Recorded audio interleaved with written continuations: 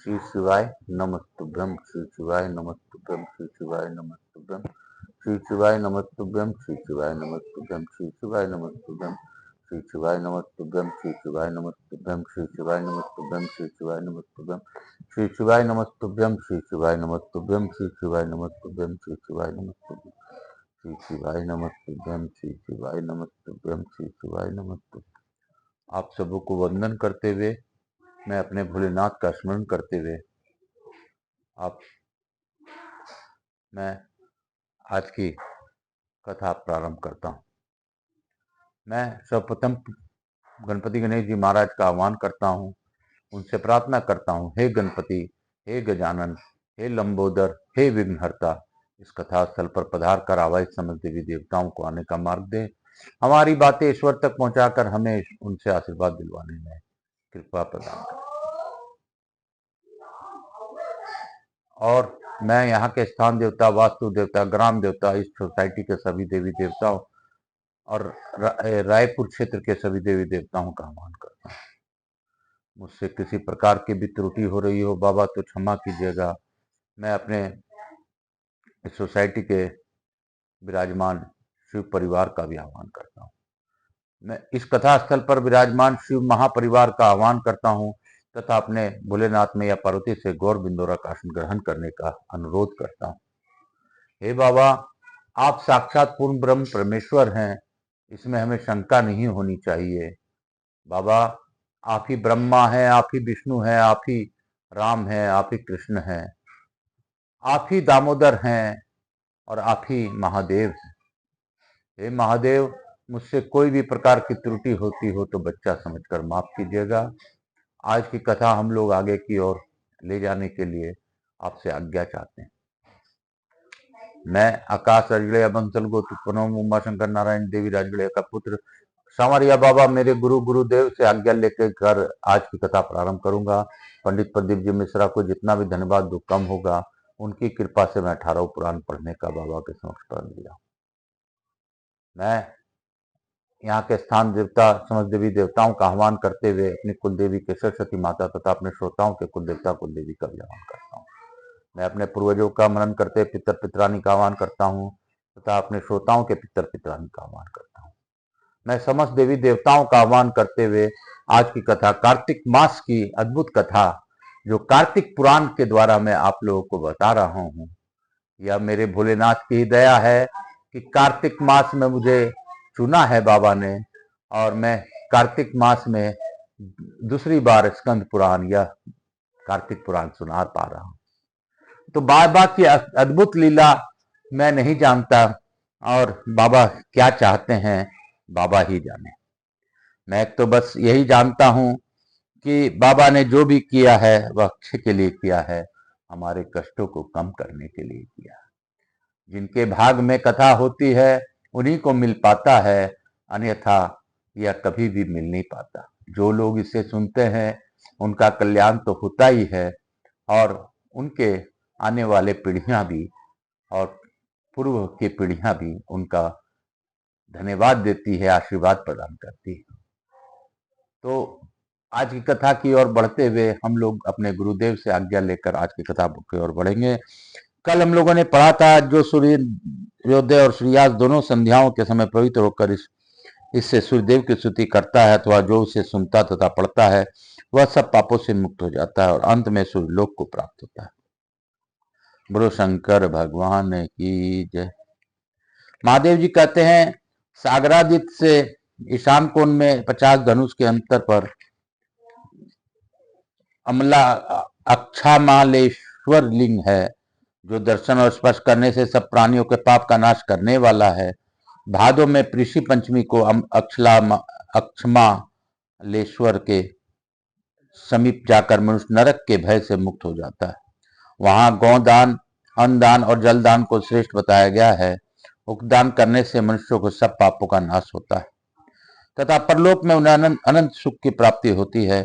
उग्रसेनेश्वर से पूर्व भाग में तथा गोपादित्य से अग्निकोण में कुछ दक्षिण की ओर पशुपातेश्वर लिंग विद्यमान है जो दर्शन मात्र से समस्त पापों का नाशक और संपूर्ण अभीष्ट फलों को देने वाला है। इस युग में आप उसका संतोषेश्वर नाम कहा गया है। वह संपूर्ण सिद्धियां का स्थान शिव भक्तों को आश्रय तथा पाप रोगों का औषध है। पार्वती पशुपातेश्वर लिंग के समीप वामदेव, स्वर्णी, अघोर तथा कपिल ये 4 महर्षि सिद्धि को प्राप्त हो चुके हैं। इस शिवलिंग के समीप श्रीमुख नामक का एक वन है जो लक्ष्मी देवी का स्थान है। वहाँ योगी और सिद्धि पुरुष निवास करते हैं। वहाँ उत्तम शिव भक्तों का वास है। प्रभात क्षेत्र में वह मंदिर मुझे सदैव रुचिकर है। उसमें सदा ही मेरा निवास रहता है। वहाँ जो शिव भक्त मेरे ध्यान में संलग्न रहते हैं वे सब मेरे पुत्र हैं और पवित्र होकर उत्तम सिद्धि को प्राप्त होते हैं। वह पाशुपतेश्वर लिंग पर ब्रह्म स्वरूप है। इसका एक नाम अनादिश्वर भी है। यहाँ निवास करने वाले ब्राह्मणों को सिद्धि और मुक्ति भी प्राप्त होती है और इसी शरीर में वे 6 महीने में सिद्ध हो जाते हैं। इस लिंग का परागड्य संसार बंधन से छुटकारा दिलाने के लिए हुआ था। यह सब लोगों को लिए दुर्लभ मोक्ष परम पद है। इस लिंग में शिव तत्व का संपूर्ण ज्ञान प्रतिष्ठित है। जो माघ मास में निरंतर भक्ति पूर्वक इनकी पूजा करता है वह सब यज्ञों और दानों का फल पाता है। अग्नि इत्यादि मंत्र को से वहां भस्म लेकर अपने अंगों में लगाना चाहिए। यदि संचित अग्नि में से भस्म लेनी हो तो उसे घर के निवासियों से लेनी चाहिए। पूरा मंत्र इस प्रकार है: अग्नि रीति भस्म, वायु रीति भस्म, जलमिति भस्म, स्थलमिति भस्म, सर्वं हम वा इंद्रम भस्माभवत। अग्नि, वायु, जल और स्थल सभी भस्म है। यह जो कुछ भी दिखाई देता है सबको भस्म होता है। जिसने शिव को दीक्षा नहीं ली वह इस शिवलिंग का स्पर्श न करे। ब्राह्मणों से भस्म लेनी चाहिए, शूद्रों से नहीं। शूद्रों का पशुव्रत में अधिकार नहीं है। मैं प्रत्येक युग में ब्राह्मणों का शरीर धारण करके प्रकट हुआ हूँ। राजा उत्तानापाद के ध्रुव नाम का एक पुत्र था जो महात्मा, ज्ञानी, सर्वज्ञ तथा प्रिय दर्शन था। उसने एक समय प्रभात क्षेत्र में आकर सहस्त्रों वर्षों तक कड़ी तपस्या की। वह शिवलिंग की स्थापना करके प्रतिदिन भक्ति पूर्वक उसकी पूजा तथा स्तुति करता था। वह स्तुति इस प्रकार है: ध्रुव बोले, जो सच्चिदानंदन स्वरूप तथा समस्त कारणों के भी कारण है, उन भगवान महेश्वर को नमस्कार है। भयंकर संसार सागर से पार होने के लिए सुदृढ़ सेतु है।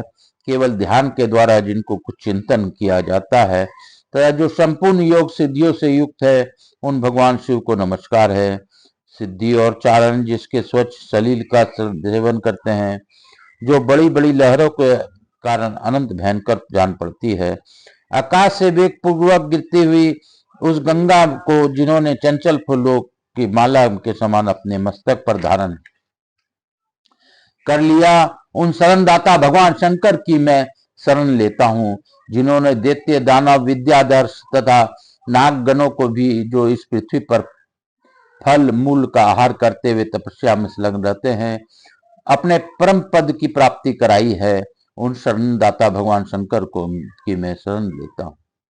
यह संपूर्ण जगत सदा जिनके अधीन रहता है, जो अपने 8 मूर्तियों द्वारा समस्त लोगों का पालन करते हैं, तथा जो परम कारण तत्वों के भी कारण है, उन शरणदाता भगवान शंकर को भी मैं शरण लेता हूँ। जिन वरदायक परमेश्वर के चरणों में भक्ति पूर्वक प्रणाम करके तथा अमृतमयी वाणी से जिनकी स्तुति करके उत्तम हृदय वाले भगवान सूर्य अपने दिव्य दीप्ति तथा किरणों के द्वारा जगत का अंधकार दूर करते हैं, उन शरणदाता भगवान शंकर की मैं शरण लेता हूँ। जो मनुष्य अपने मन को वश में रखकर साक्षात ध्रुव जी के द्वारा रचित इस रुचिर अर्थ वाले स्तोत्रों का पाठ करता है, वह कभी मोह में नहीं पड़ता। उसके कर्म सदैव शुद्ध और पवित्र होते हैं तथा उन अनादि सिद्ध शिवलोक में जाता है। पार्वती शुद्ध चित्त वाले महात्मा ध्रुव के इस प्रकार स्तुति करने पर मैं बहुत प्रसन्न हुआ और इस प्रकार बोला: बस ध्रुव, तुम्हारा कल्याण हो। मैं तुमसे बहुत संतुष्ट हूँ। अब तुम परम शुद्ध हो गए हो। मैं तुम्हें दिव्य दृष्टि देता हूँ, तुम मुझे प्रत्यक्ष देखो। ध्रुव जी ने कहा, देव यदि आप प्रसन्न हैं तो मुझे निर्मल भक्ति दीजिए और इस शिवलिंग में सदा निवास कीजिए। मैंने कहा, ध्रुव तुमने जो मांगा है वह सब मैंने तुम्हें दे दिया, साथ ही तुम्हें वह ध्रुव स्थान भी दिया जिसके भगवान विष्णु का परम पद कहते हैं। जो श्रावण की अमावस्या तथा अग्निश्विन की पूर्णिमा को ध्रुवेश्वर की पूजा करता है वह अश्वमेघ यज्ञ का फल पाता है। सोमेश्वर से स्नान कोण में थोड़ी सी दूरी पर श्रेष्ठ पीठ की अधिष्ठात्री देवी वैष्णवी शक्ति है, जो सिद्ध लक्ष्मी के नाम से व्याख्यात है। ब्राह्मण में यह पहला पीठ है। इस पीठ में निवास करने वाली भगवती महालक्ष्मी समस्त पापों का नाश करने वाली तथा संपूर्ण अभीष्ट फलों और शुभ को देने वाली है। जो मनुष्य श्री पंचमी के दिन गंध पुष्प आदि द्वारा भक्ति पूर्वक इनको पूजा करता है उसे लक्ष्मी की प्राप्ति होती है। तृतीया, अष्टमी तथा चतुर्दशी को जो विधि पूर्वक लक्ष्मी देवी की पूजा करता है उसके हाथ में सिद्धि आ जाती है। बोलो शंकर भगवान की जय। काशी काशी शिव काशी, मोक्ष नगरी काशी की जय। मोक्ष नगरी काशी की जय। काल हर दुख हर दारिधर कष्ट हर, हर हर महादेव शंभु शंभु।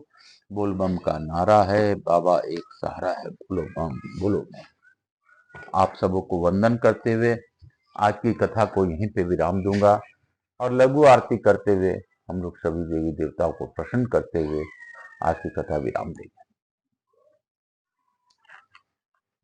भो श्री शिवाय नमस्तुभ्यं। जपा कर तू श्री शिवाय नमस्तुभ्यं। भजा कर तू श्री शिवाय नमस्तुभ्यं। जीवन का है ये सार श्री शिवाय नमः।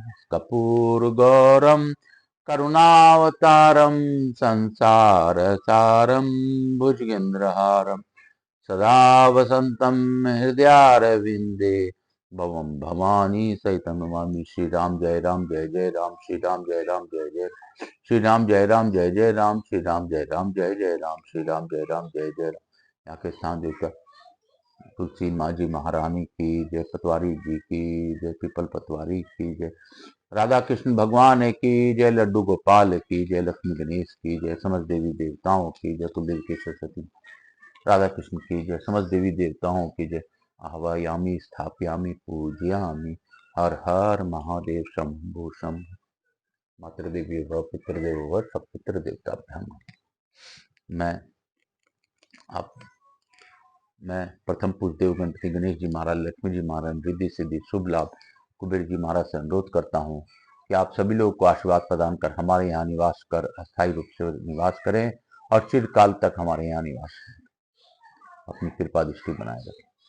मैं आवाहित समस्त देवी देवताओं से अनुरोध करता हूँ सभी लोगों को आशीर्वाद प्रदान कर अपने स्थान को गमन करें, पुनः बुलाने पर पधार का आशीर्वाद दें।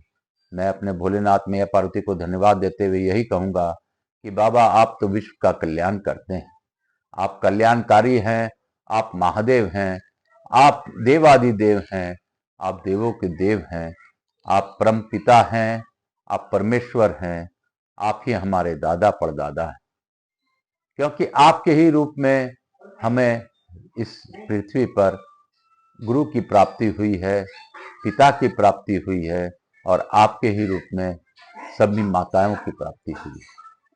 हे शिव पार्वती माता पिता, मैं आपको नमन करते हुए आज की कथा को यहीं पर विराम देने की आज्ञा मांगता हूँ और आपसे यह अनुरोध करता हूँ कि आप अपने कृपा दृष्टि सभी लोगों पर बनाते हुए मेरे कष्टों का आप ध्यान रखते हुए आप जाने आपका काम जाने। मैं तो बस बालक हूँ, आपसे मांगता हूँ और मांगता रहूंगा, क्योंकि बालक का काम है अपने पूर्वजों के सामने, पिता माता के सामने मांगते रहना। तो मैं तो हट्ठी हूँ, हट्ठी रहूंगा, आपसे मांगता ही रहूंगा। काल हर दुख हर दारिधर कष्ट हर हर महादेव शंभु शंभु। बोल बम का नारा है, बाबा एक सहारा है। श्री शिवाय।